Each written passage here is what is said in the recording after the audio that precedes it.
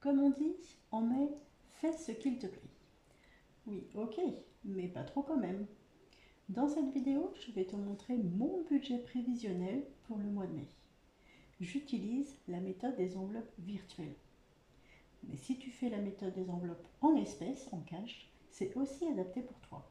Et oui, car on est tous là pour budgétiser, pour mettre de l'argent de côté et atteindre nos objectifs. Alors si ça t'intéresse, reste avec moi.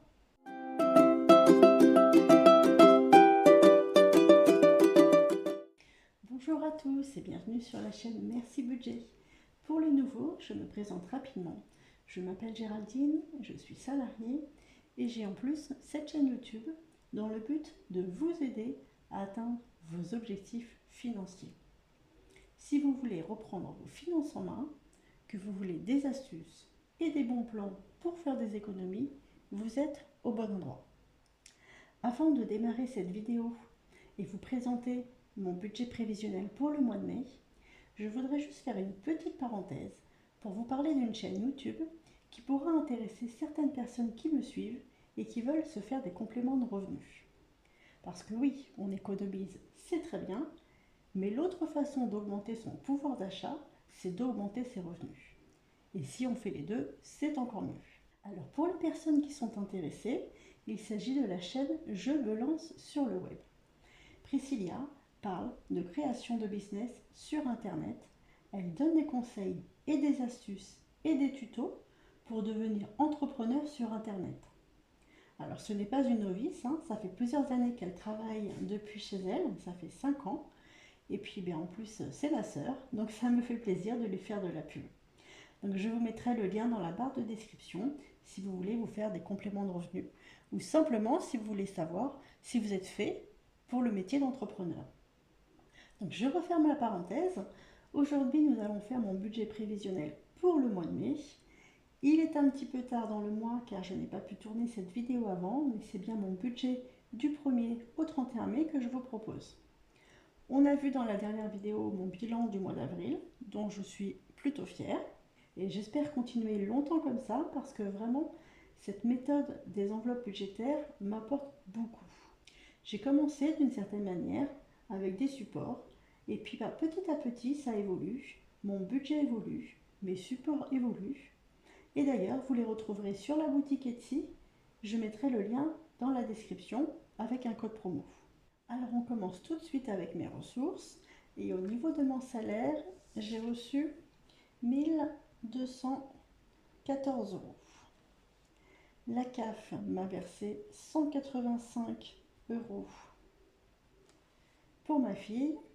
Et petit bonus, j'ai eu le chèque carburant, enfin, donc, qui s'élève à 100 euros. Ça a mis un petit peu de temps à arriver, mais ça y est, je l'ai eu le 2 mai. Et donc ça va pouvoir m'aider pour ce mois-ci. Donc au niveau du total de mes ressources, ça nous fait 1499 euros. Pour les dépenses fixes, on peut reprendre le budget prévisionnel annuel qu'on avait fait il y a quelques temps. J'ai déjà noté les montants puisque ce sont les mêmes tous les mois. Donc nous avons le crédit de la maison 314 euros, Total Énergie 54 euros, l'eau 11 euros, l'assurance maison 8 euros, l'assurance emprunteur 15 euros, la crèche 125 euros.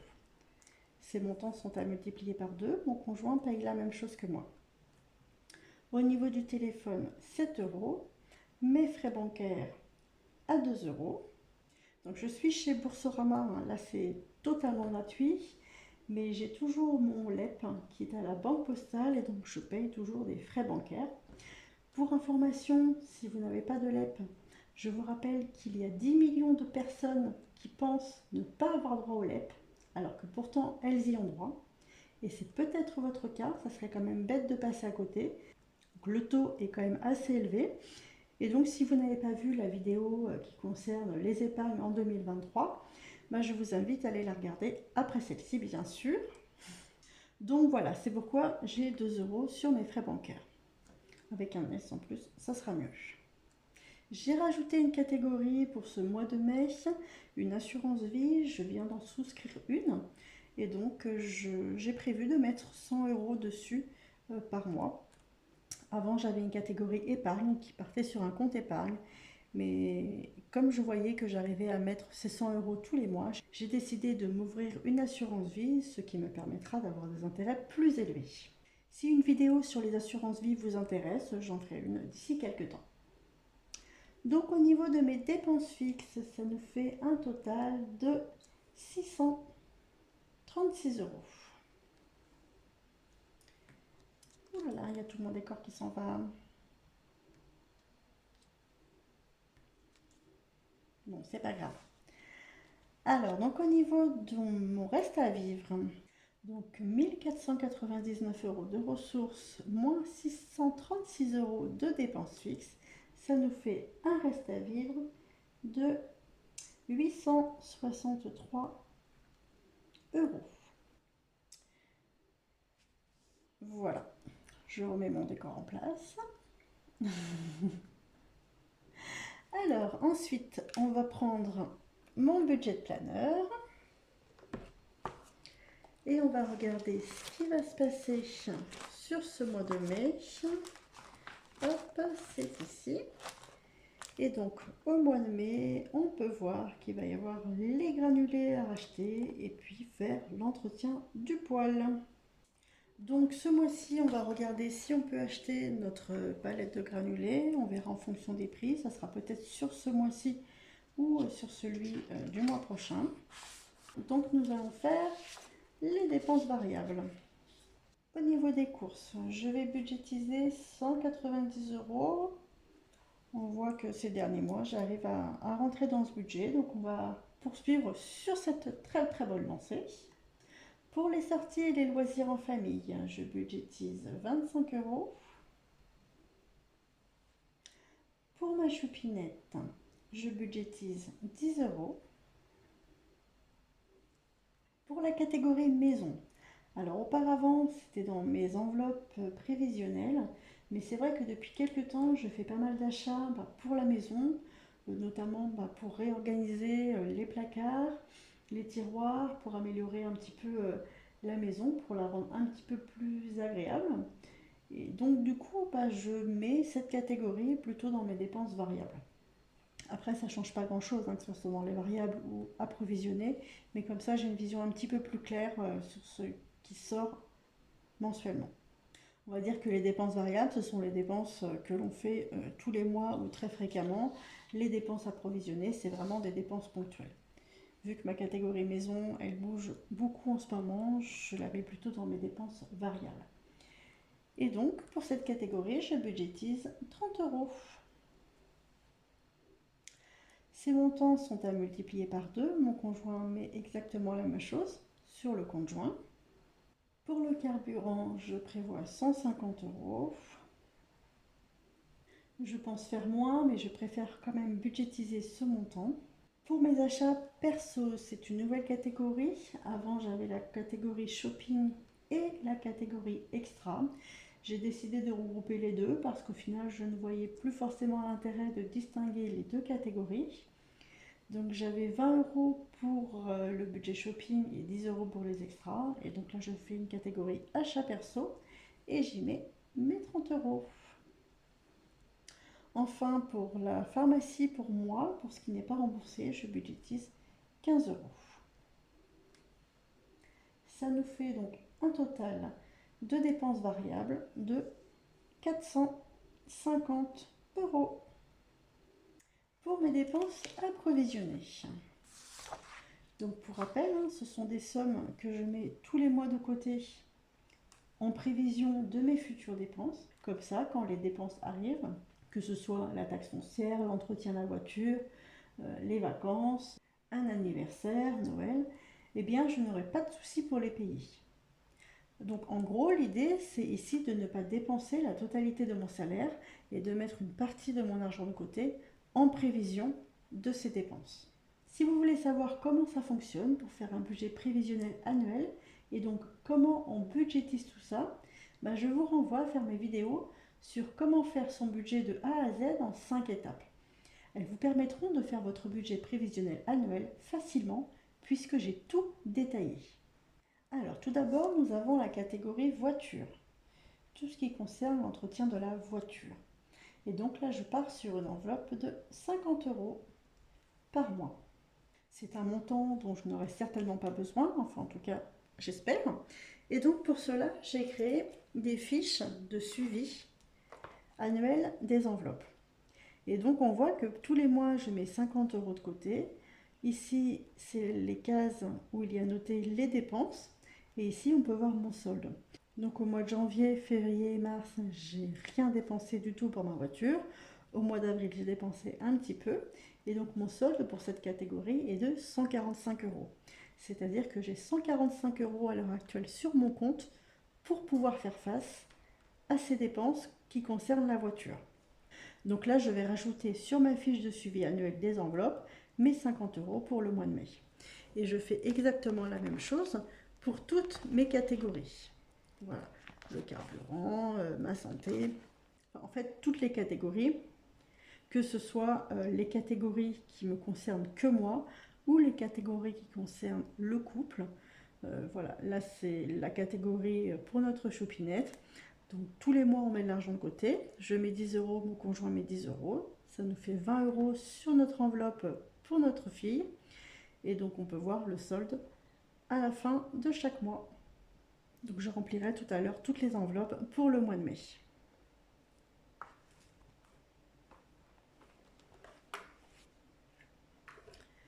Alors ensuite, en deuxième catégorie, nous avons les soldes. C'est une catégorie que je provisionne aussi, puisqu'en fait je fais souvent des achats seulement pendant les soldes. Depuis le mois dernier, j'ai réduit un petit peu cette catégorie, puisque je pense que je vais faire moins de dépenses qu'auparavant. Donc maintenant, je vais budgétiser 42 € par mois. Donc je vais essayer de tenir ce budget, en sachant tout de même que ça fait quelques années que je n'ai pas vraiment acheté de choses. Donc il va falloir que je refasse un petit peu ma garde-robe. Mais bon, voilà, je vais essayer de tenir ce budget en essayant de trouver toutes les astuces possibles, c'est-à-dire le cashback, les cartes cadeaux, les achats d'occasion. Et puis je vais essayer de prendre vraiment ce dont j'ai besoin. Il va falloir de toute manière que je fasse du tri dans mon armoire. Donc ça pourrait être aussi en rapportant des vêtements dans des magasins ou en revendant certains vêtements pour me faire une petite cagnotte. Ensuite, j'ai la catégorie Noël où je budgétise 40 €. J'ai la catégorie anniversaire où je budgétise 26 € par mois. Ensuite, la catégorie assurance voiture où je budgétise 19 € par mois. Ensuite, la catégorie granulés. Alors, comme je le disais tout à l'heure, il va falloir qu'on rachète notre palette de granulés. Je vais budgétiser 27 € comme les mois passés, parce que c'est vrai que cette année, on a utilisé beaucoup moins de granulés que l'année précédente. On a fait quand même pas mal d'économies. L'année dernière, on avait utilisé 1,5 tonne pour nous chauffer pour tout l'hiver. Cette année, on n'a même pas utilisé la tonne, il nous reste encore 3 ou 4 sacs, je crois. Et donc là, je pense qu'on a terminé au niveau du chauffage de cette année. Donc on est quand même très content de ne pas avoir dépassé la tonne. Ceci dit, on ne sait pas à combien s'élèvera le prix de la palette cette année. Donc je préfère quand même budgétiser ces 27 €. En plus, dedans, il y a l'entretien du poêle aussi qu'il va falloir faire sûrement ce mois-ci ou le mois prochain.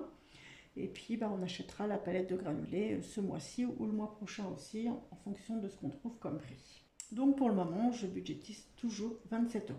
Ensuite, nous avons la catégorie vacances, où je budgétise 50 € par mois. On sera largement en dessous cette année, puisqu'on a réussi à réduire au maximum le budget de nos vacances.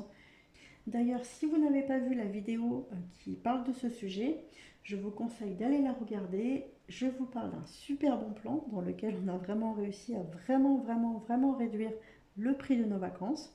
Voilà, mais je budgétise quand même 50 euros, ça nous permettra de nous refaire d'autres vacances ou ça nous permettra de nous faire d'autres week-ends.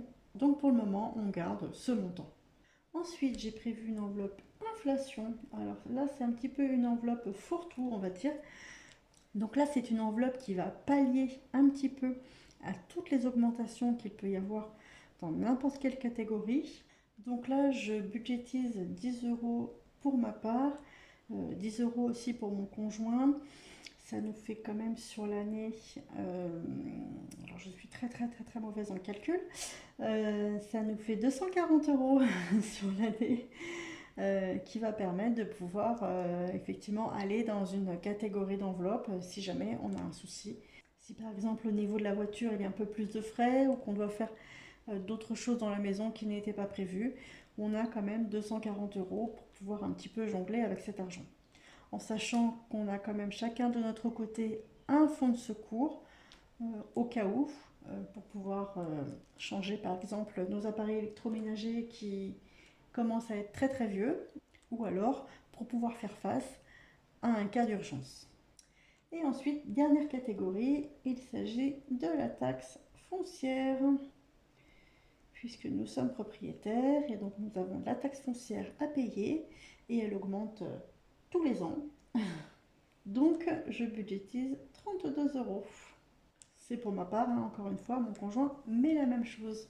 Et donc pour rappel, toutes les catégories qui sont communes, on met cet argent sur notre compte commun et donc on a cet argent en provision des dépenses qui arrivent. Alors pour le total, ça nous fait un montant à provisionner de 296 euros. Pour le moment, je laisse ces montants-là pour mes dépenses à provisionner. Je verrai au cours de l'année si j'augmente ou si je diminue ces catégories. Donc si on fait le calcul, nous avons les ressources à 1499 euros, moins les dépenses fixes 636 euros, moins les dépenses variables à 450 euros, moins les dépenses approvisionnées à 296 euros, ce qui me fait un solde de 117 euros. Donc on peut voir que je ne fais pas le budget base 0, puisque le budget base 0, ça aurait été d'attribuer en fait 117 euros dans toutes les catégories. Donc moi je fais plutôt mon budget en surveillant chaque catégorie grâce à mes trackers de suivi et surtout grâce à mes fiches de suivi annuelles. Je fais mon budget prévisionnel mensuel tous les mois. Cet argent qu'il me reste, c'est 117 euros, je les place sur mon compte épargne puisque c'est de l'argent que j'ai en plus. Et pour mes dépenses approvisionnées, mes 296 euros, les dépenses qui vont arriver au cours de l'année, cette somme, je la place sur un compte épargne qui est dédié aux dépenses à provisionner. Et ensuite, dès que j'ai besoin de cet argent parce qu'il y a une dépense dans une catégorie, hop, je refais un virement sur mon compte courant. L'idée, c'est vraiment de ne pas dépasser les montants qui sont dans chaque catégorie. J'espère avoir été claire. Si tu as des questions, tu n'hésites pas à me les poser en commentaire ou par mail. J'y répondrai vraiment avec grand plaisir. Et si tu as aimé cette vidéo, pense à mettre un petit j'aime, à t'abonner et à activer la petite cloche. Sur ce, je te dis à très vite. Bye!